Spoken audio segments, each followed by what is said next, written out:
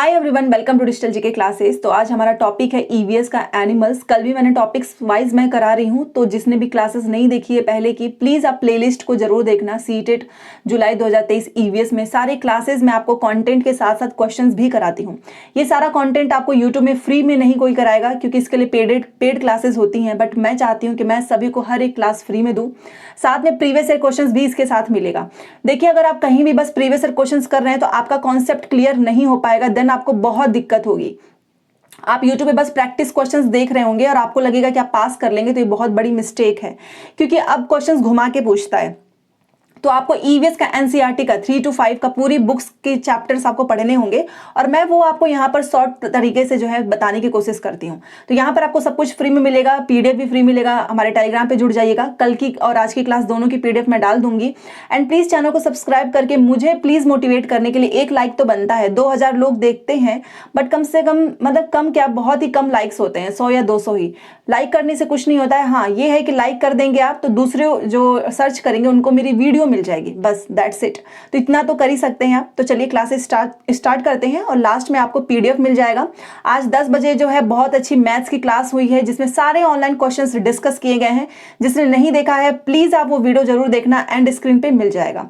तो देखिए, एनिमल्स में जो भी क्वेश्चन अभी तक सीटेट ने पूछा है, और जहां जहां से पूछता है ना, वही सारे पॉइंट्स हैं, तो आपको बहुत ध्यान से देखना है। पहला लिखा है कि जानवरों में भी अलग अलग प्रकार के ज्ञानेंद्रियां होती हैं, मतलब सेंसेस होती हैं। इनमें देखने, सुनने, चखने, सूंघने व महसूस करने की शक्ति होती है। कुछ जानवर जो है वो मीलों दूर से शिकार को देख सकते हैं, कोई हल्की हल्की आहट को भी सुन लेता है, और कोई जानवर अपने साथी को सूंघ कर ढूंढ लेता है। तो इसमें आपने देख लिया कि जानवरों में भी ज्ञानेंद्रियां होती हैं, सेंसेस होते हैं, और वो जो है सूंघ कर हल्की हल्की आहट को भी सुन लेते हैं। ये पॉइंट आपका क्लियर। उसके बाद से चींटी से क्वेश्चन पूछता है कि आखिर में चींटियों को रास्ता मिल कैसे जाता है। तो देखिए चींटियां जो है वो चलते समय जमीन पर कुछ ऐसी गंध छोड़ती हैं जिसे सुनकर पीछे आने वाली चींटियों को भी रास्ता मिल जाता है। तो क्या करती हैं, ये कुछ गंध छोड़ती हैं जिसे सूंघ कर, सुनकर नहीं सूंघ कर, यहाँ पे गलत हो गया है, मतलब स्मेल करके। ठीक है, चलिए अब ये क्वेश्चन पूछा है कि कुछ जो नर होते हैं कीड़े मकोड़े, वो अपनी मादा को कैसे पहचान लेते हैं।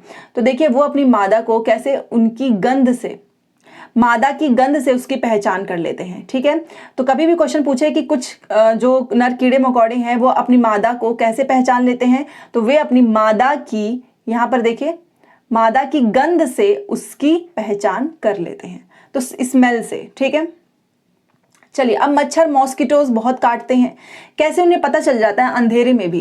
तो देखिए, मच्छर जो है वो इंसान की शरीर की गंध से उसे पहचान लेता है।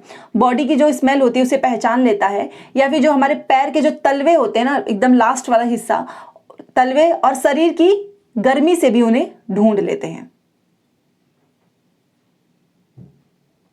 तो ये पॉइंट भी आपको ध्यान रखना है। तो मच्छर क्या करते हैं, वो मच्छर जो है किसी भी इंसान की शरीर की स्मेल से उसकी पहचान लेते हैं, और उनके पैरों के तलवे और शरीर की गर्मी से उन्हें ढूंढ लेते हैं।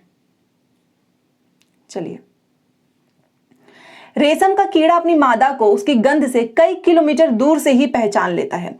तो ये भी आपको याद रखना है, रेशम का कीड़ा जो है कैसे पहचान लेता है, तो वो अपनी मादा को उसकी गंध से कई किलोमीटर दूर से उसकी पहचान कर लेता है। चलो अब उसके बाद से देख लेते हैं। सड़कों पर कुत्तों की भी अपनी जगह जो है बटी होती है। एक कुत्ता जो है दूसरे कुत्ते के मल मूत्र की गंध से जान लेता है कि उसके इलाके में बाहर का कुत्ता आया था। तो कुत्तों के बारे में भी ये पॉइंट याद रखना, ये एग्जाम में पूछा हुआ है। नेक्स्ट देखिए, नेक्स्ट लिखा यहाँ पर देखिए, ज्यादातर पक्षियों की आंखें उनके सिर के दोनों तरफ होती हैं। आपने देखा होगा, एक ही समय में दो अलग अलग चीजों पर नजर डाल लेते हैं। जब यह बिल्कुल सामने देखते हैं तब इनकी आंखें एक ही चीज पर होती है। कई पंछी अपनी गर्दन बहुत ज्यादा हिलाते हैं। ऐसा इसलिए होता है क्योंकि ज्यादातर पक्षियों की आंखों की जो पुतली होती है वो घूम नहीं सकती, वो स्थिर होती है। वो अपनी गर्दन घुमाकर ही आसपास देखते हैं। तो पक्षियां जो है क्यों बार बार अपनी गर्दन को हिलाते हैं, क्योंकि उनके आंखों की जो पुतली होती है वो स्थिर होती है, वो घूम नहीं सकती है। तो वो क्या करती हैं, अपना, उनको कुछ भी देखना होता है किसी भी साइड का, तो वो अपना गर्दन घुमाकर आसपास देखते हैं। ओके, चलिए अब ये पॉइंट देख लेते हैं। कुछ पंछी जो है जैसे कि चील हो गया, बाज और गिद्ध, ये हमसे 4 गुना ज्यादा दूर तक देख पाते हैं। जो चीज हम 2 मीटर की दूरी से हमें दिखाई पड़ती है, वही चीजें इनको 8 मीटर की दूरी से भी दिखाई देते हैं। तो कौन कौन से हैं? तो वो है चील, बाज और गिद्ध, हमसे 4 गुना ज्यादा।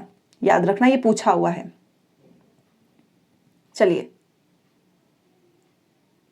रात में जागने वाले जानवर को हर चीज सफेद और काली दिखती है और दिन में जागने वाले जानवर कुछ रंग ही देख पाते हैं। तो ये पूछा है कि जो रात में जानवर जगते हैं उनको चीजें कैसी दिखती हैं? तो सफेद और काली, और केवल ये कुछ रंग ही देख पाते हैं। चलिए, प्लीज लाइक और शेयर जरूर करें। अब ये देखिए, सांप के बारे में कई बार क्वेश्चन पूछा था कि सांप के बाहरी कान होते हैं? तो बिल्कुल भी नहीं, इनके कान नहीं होते हैं। इनको फिर कोई चीज महसूस कैसे हो जाती है? तो जमीन पर हुए, यहां पर देखिए, जमीन पर हुए कंपन को वह केवल जो है महसूस कर सकता है। तो जब भी जमीन पे कोई कंपन मतलब वाइब्रेशन होती है ना, तो ही इनको महसूस होता है कि अच्छा कुछ आ रहा है या कुछ चल रहा है। ठीक है, इनको सुनाई नहीं देता है। याद रखना, ये केवल और केवल वाइब्रेशन से, कंपन से ही चीजों को समझ पाते हैं। ठीक है, याद रखना। चलिए, अब ये वाला देख लेते हैं। यहां पर देखिए, ऊंचे पेड़ पर बैठा लंगूर आसपास आती मुसीबत जैसे शेर, चीता को देखकर एक खास आवाज निकालकर अपने साथियों को संदेश देता है। इस काम के लिए पंछी भी खास आवाजें निकालते हैं। कुछ पंछी जो है वो अलग अलग खतरों के लिए अलग अलग आवाजें निकालते हैं, जैसे उड़कर आने वाले दुश्मन के लिए एक तरह की आवाज और जमीन पर चलकर आने वाले के लिए दूसरे तरह की आवाज। आवाज चाहे किसी भी जानवर ने निकाली हो, एक ही इलाके में रहने वाले बाकी सभी जानवर इन चेतावनी भरी आवाजों से सचेत हो जाते हैं। तो ये भी पॉइंट याद रखना कि ऊंचे पेड़ पर बैठा लंगूर भी ये सारी चीजें कर लेता है। ठीक है, चलिए, अब ये क्वेश्चन पूछा हुआ था इस बार भी। यहां पर देखिए, लिखा है कि कुछ जानवर जो है वो तूफान या भूकंप आने से कुछ समय पहले अजीब हरकत करने लगते हैं। जो लोग जंगल में रहते हैं और जानवर के इस व्यवहार को समझते हैं, वे जान लेते हैं कि भूकंप आने वाला है। जब भी भूकंप आता है ना, तो जानवरों को सबसे पहले महसूस हो जाता है, क्योंकि उस कंपन को महसूस कर लेते हैं कि कुछ अनहोनी होने वाली है। सन 2004 दिसंबर में आए सुनामी से कुछ समय पहले जानवरों के अजीब व्यवहार और उनके द्वारा दी गई चेतावनी भरी आवाजों को अंडमान के खास आदिवासी जाति समझ गई और उन्होंने वह इलाका खाली कर दिया। इस प्रकार इस जाति के लोग सुनामी के कहर से अपनी जान बचा पाए। तो जानवर जो है तूफान या भूकंप को हमसे पहले ही भांप लेते हैं। वो जो जमीन की जो कंपन होती है उसे समझ लेते हैं कि कुछ अनहोनी होने वाली है। और 2004 दिसंबर में जब सुनामी आने वाली आई तो वहां के लोग जो है समझ गए कि कुछ होने वाला है, तो उन्होंने खाली कर दिया। तो जानवर जो है वो महसूस करते हैं। ये क्वेश्चन पूछा हुआ है, तो ठीक है, इस पॉइंट को आपको ध्यान रखना है। चलिए, डॉल्फिन से क्वेश्चन पूछता है कि डॉल्फिन भी अलग अलग तरह की आवाजें निकालती हैं और एक दूसरे से बात करती हैं। वैज्ञानिकों का मानना है कि कई जानवरों की अपनी खुद की एक पूरी भाषा है। ध्यान रखिएगा। नेक्स्ट पॉइंट, कुछ जानवर किसी खास मौसम में लंबी व गहरी नींद में चले जाते हैं और कई महीने तक फिर दिखाई नहीं देते। सर्दियों में छिपकली भी घर में दिखाई नहीं देती। आपने देखा होगा कि गर्मियों में छिपकली किचन से लेकर रूम मतलब हर जगह दिखती हैं, बट ठंडियों में नहीं दिखती हैं। क्यों? क्योंकि सर्दियों में ये छिपकली घर में नहीं दिखाई देती, वो गहरी नींद में चली जाती है और गर्मी के मौसम में दिखाई पड़ती है। चलिए, अब स्लॉथ से क्वेश्चन बहुत पूछता है। ये वाला पॉइंट देखिए, स्लॉथ जो है भालू जैसे दिखते हैं पर भालू नहीं होते। यह दिन के करीब 17 घंटे पेड़ों से उल्टे से लटक कर सोते हैं। यह जिस पेड़ पर रहते हैं उसी के पत्ते खाकर पलते हैं, इसलिए इन्हें कहीं और जाने की जरूरत नहीं पड़ती। जब ये अपने पेड़ के सारे पत्ते खा लेते हैं तभी वह पास के पेड़ पर जाते हैं। तो ये क्वेश्चन पूछा था कि स्लॉथ कैसा दिखता है, तो भालू जैसा दिखता है पर भालू नहीं होता। 17 घंटे ही पेड़ों से ये उल्टा लटक कर सोता है। ठीक है, तो ये पॉइंट आपको ध्यान रखना है, मोस्ट इंपॉर्टेंट है, हर बार पूछा हुआ है। और भी नीचे इसके पॉइंट्स देख लीजिए। स्लॉथ जो है लगभग 40 वर्ष के अपने पूरे जीवन में मुश्किल से 8 पेड़ों पर घूमने की तकलीफ उठाते हैं। यह सप्ताह में एक बार ही शौच के लिए नीचे उतरता है। तो यह है स्लॉथ।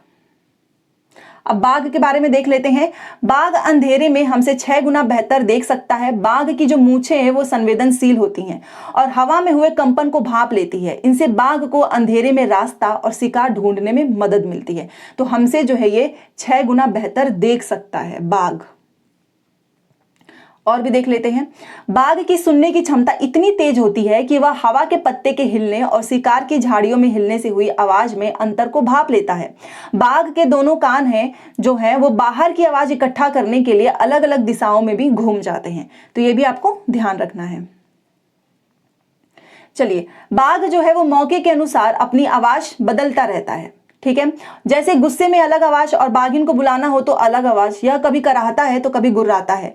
बाघ का गुर्राना 3 किलोमीटर दूर तक सुना जा सकता है और हर बाघ का अपना कई किलोमीटर बड़ा एक इलाका होता है, ठीक है। तो 3 किलोमीटर दूर तक ये सुन सकता है, ये वाला पॉइंट भी आपको ध्यान रखना है।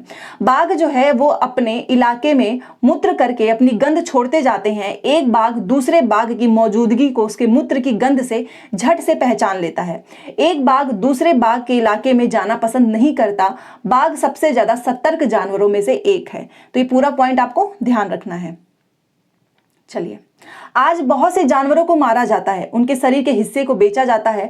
तो ये पूछता है कि हाथी को किस लिए मारते हैं, तो हाथी को उसके दांत के लिए, गेंडे को उसके सींग के लिए, बाघ, मगरमच्छ और सांप को उनकी खाल के लिए मार दिया जाता है और कस्तूरी हिरण को थोड़ी सी खुशबू के लिए मार दिया जाता है। और जो भी जानवर को मारते हैं वो शिकारी होते हैं।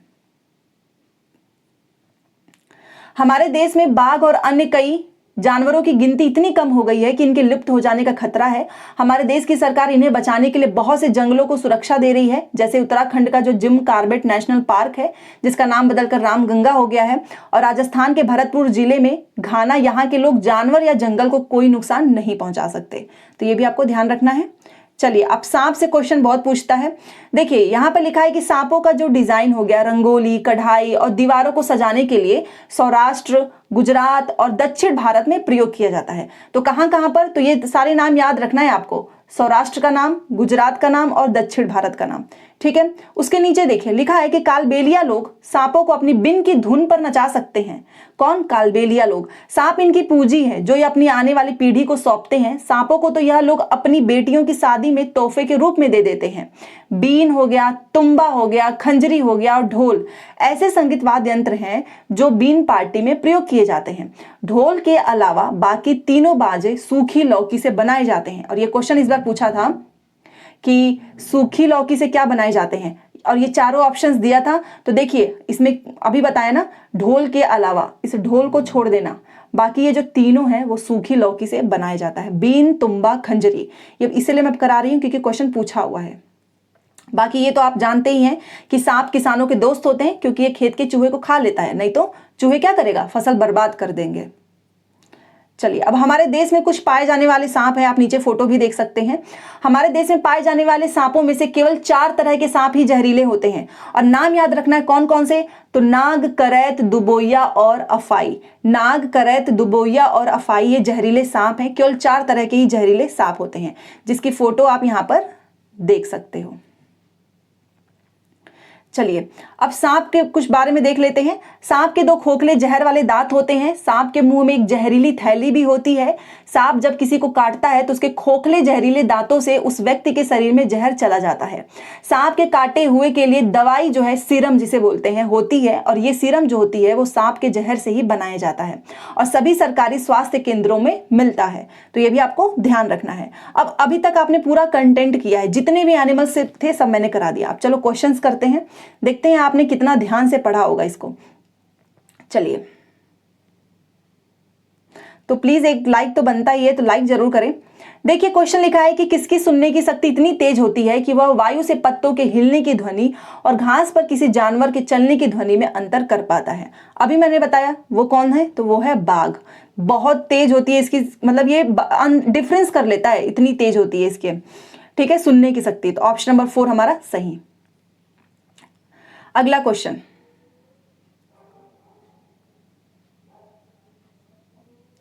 देखिए लिखा है कि आमतौर पर माना जाता है कि रात में जागने वाले जानवर किस रंग में देखते हैं। अभी तो मैंने बताया कौन से रंग में, काला और सफेद। जो पंक्षियां होती हैं, बर्ड्स होती हैं, उनकी त्वचा पर विभिन्न पैटर्न डिजाइन क्यों होते हैं? क्योंकि उनके जो बॉडी है ना, उस पे बाल के कारण जो है अलग अलग पैटर्न, अलग अलग डिजाइन होता है। ये तो उनकी शारीरिक शक्ति इंगित को करता है? नहीं, उनकी त्वचा पर बालों के कारण होता है। तो ये राइट आंसर है ऑप्शन नंबर 2। जब भी क्वेश्चन पूछे कि पंक्षियों की त्वचा पर विभिन्न पैटर्न डिजाइन क्यों होता है, क्योंकि उनकी त्वचा पर बाल होते हैं, इसी वजह से। ये भी अभी मैंने कराया है। देखिए लिखा है कि पंछी अपनी गर्दन बहुत अधिक हिलाते हैं, क्यों? क्योंकि उनकी जो आंखों की पुतली होती है ना, वो घूम नहीं सकती है, वो स्थिर होती है। तो ऑप्शन नंबर 4 हमारा सही हो जाता है, पक्षियों की आंखों की पुतली घूम नहीं सकती। नेक्स्ट क्वेश्चन देखिए, लिखा है कि भालू जैसा दिखता है परंतु भालू नहीं है। दिन के लगभग 17 घंटे वृक्षों की शाखाओं से उल्टा लटक कर सोता है। जिस वृक्ष पर रहता है उसी की पत्तियां भी खा लेता है। लगभग 40 वर्ष तक जीवित रहता है। तो ये कौन है? तो ये है स्लॉथ। अभी मैंने आपको कराया है।